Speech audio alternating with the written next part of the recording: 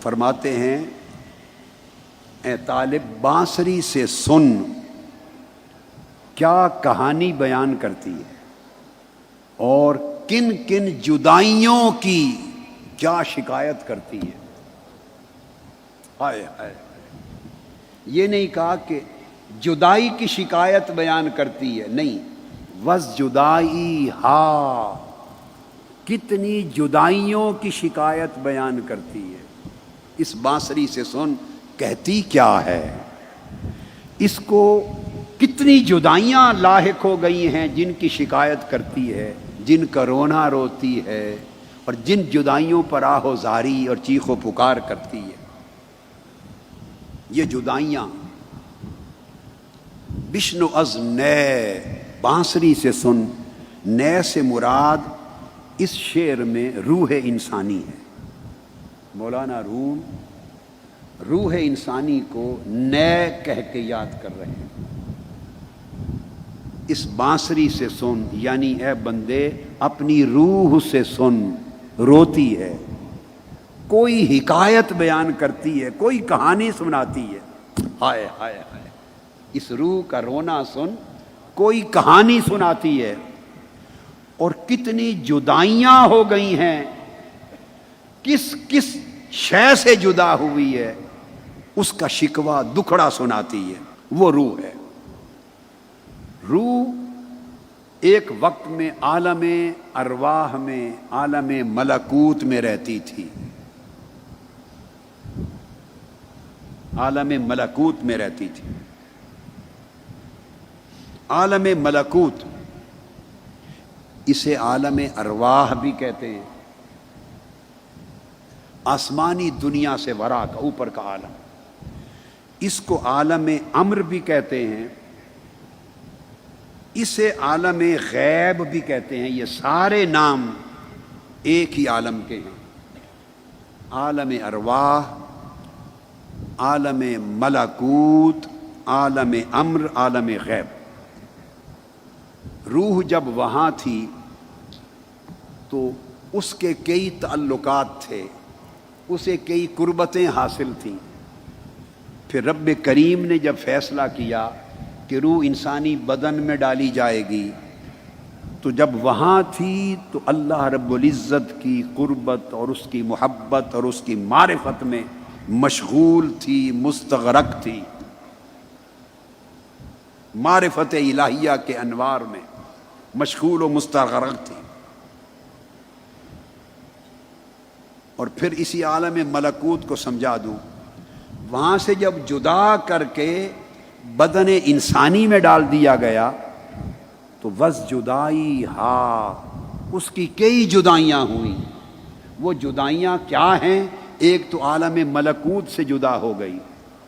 عالم ارواح سے جدا ہو گئی، پھر عالم ارواح کے ساتھ جہاں عالم ملکوت ختم ہوتا ہے اس کے ساتھ ایک اور عالم جڑا ہوا ہے اوپر، اس کو عالم جبروت کہتے ہیں۔ وہ عالم جبروت ملکوت کے پڑوس میں ہے اوپر۔ اس عالم جبروت میں اسماء الہیہ کی تجلیات تھی، اس عالم جبروت میں صفات الہیہ کی تجلیات تھی، اس کو عالم جمع بھی کہتے ہیں۔ اور اسمائی صفاتی انوار و تجلیات سے وہ عالم روشن رہتا تھا۔ عالم ملکوت میں رہتے ہوئے اسے عالم جبروت کا پڑوس میسر تھا، نیبرہڈ میسر تھی۔ وہاں جہاں اسماء الہیہ کے انوار اترتے تھے، وہ عالم جبروت جہاں صفات الہیہ کی تجلیات اترتی تھیں، جہاں فرقتیں نہیں تھیں، تو عالم ملکوت میں خود رہنا، فرشتوں کا ساتھ اور سنگت، نیک روحوں کی سنگت، پاکیزہ لطیف جواہر، پھر ان کی عبادتیں، ان کے ذکر، ان کے اذکار، ان کے سجدے، اور پھر وہ قبلہ، وہ کعبہ وہاں کا، پھر اس کے طواف، پھر اس کے ذکر و اذکار، پھر عالم جبروت کے جلوے، اور وہاں سے چھن چھن کر آنے والے انوار و تجلیات، جو ملکوتی مخلوق کو ملتے تھے اور آتے تھے عالم جبروت سے، پھر عالم جبروت جہاں ختم ہوتا تھا، جبروت کے ساتھ جڑا ہوا اوپر ایک اور عالم تھا، اس کا نام تھا عالم لاہوت، اور عالم لاہوت میں ذات الہیہ کے انوار و تجلیات اترتے تھے۔ تو ملکوت کی دنیا میں رہتے ہوئے روح کو، اس بانسری کو، روحانی بانسری کو، ملکوت کا نورانی ماحول تو میسر تھا ہی، مگر جبروت کا پڑوس اور اس کی صحبت و قربت بھی تھی، اوپر ذات الہیہ کے انوار و جلیات کا عالم، عالم لاہوت بھی تھا۔ ملائکہ کی آوازیں بھی سنائی دیتی تھیں، ملائکہ کے سجدوں کی تسبیحات بھی سنائی دیتی تھیں، عالم ملکوت میں گونجتے ہوئے ذکر الہی کے نغمات بھی سنائی دیتے تھے۔ عالم نور تھا، وہاں نہ کوئی حرص تھا، نہ ہوس تھی، نہ کسی کا کوئی لالچ تھا، نہ شہوت تھی، وہاں کسی کے اندر نہ کوئی حقد تھا، نہ حسد تھا، نہ شہوات تھی، نہ خواہشات تھی، نہ تکبر تھا، نہ عناد تھا، نہ بغض تھا، نہ عداوت تھی، وہاں کثافت نہیں تھی، لطافت ہی لطافت تھی، وہاں جسمانیت نہیں تھی، نورانیت ہی نورانیت تھی، غلاظت نہیں تھی، طہارت ہی طہارت تھی، پھر اس کے نور کے جلوے تھے اور ذکر کے ماحول تھے۔ روح اس ماحول میں پیدا ہوئی، وہاں پلی، وہاں رہی، اسی سے آگاہ تھی، اس کے اندر نفسانی شہوت اور غضبی صفات ضمائم کی کوئی شے نہ تھی۔ اچانک، اور یہ وہ وقت تھا جس کی بابت قرآن مجید میں اللہ رب العزت نے فرمایا تھا، لَقَدْ خَلَقْنَا الْإِنسَانَ فِي أَحْسَنِ تَقْوِيمٍ، انسان کو احسن تقویم میں پیدا کیا، اور پھر جب فیصلہ ہوا اب اس روح کو بدن انسانی کے ساتھ جوڑ دیا جائے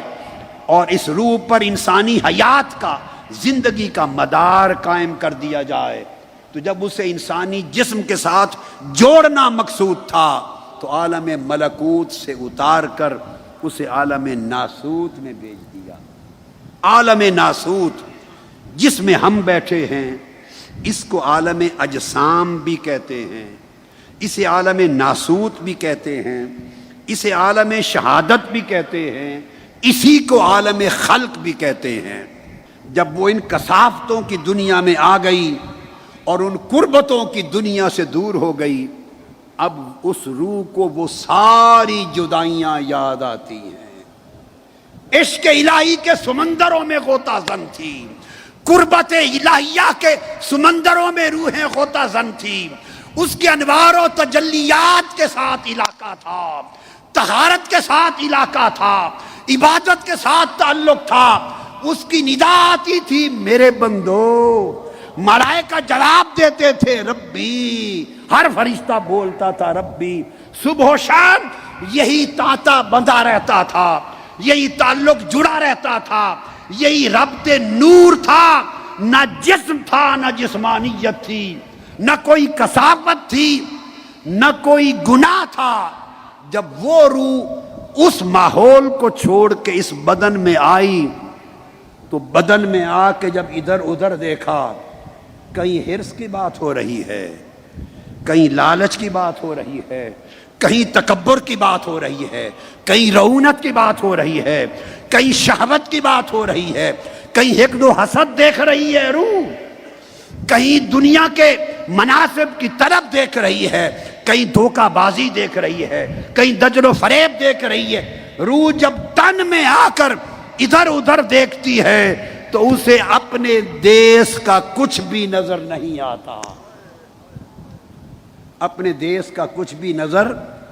نہیں آتا۔ وہ دائیں بائیں دیکھتی اور تڑپتی ہے، روح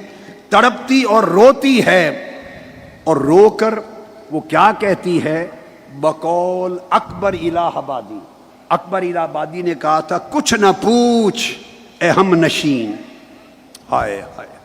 کچھ نہ پوچھ اے ہم نشین، میرا نشے من تھا کہاں، کچھ نہ پوچھے ہم نشین، میرا نشیبن تھا کہاں، اب تو یہ کہنا بھی مشکل ہے وہ گلشن تھا کہاں، اب تو یہ کہنا بھی مشکل ہے کہ وہ گلشن تھا کہاں،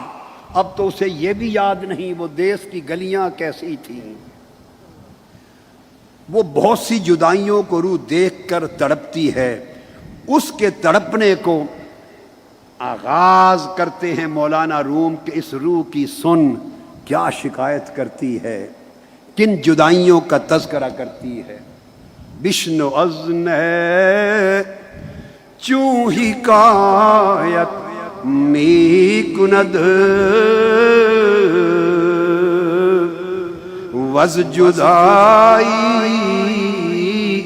ہا شکایت می کند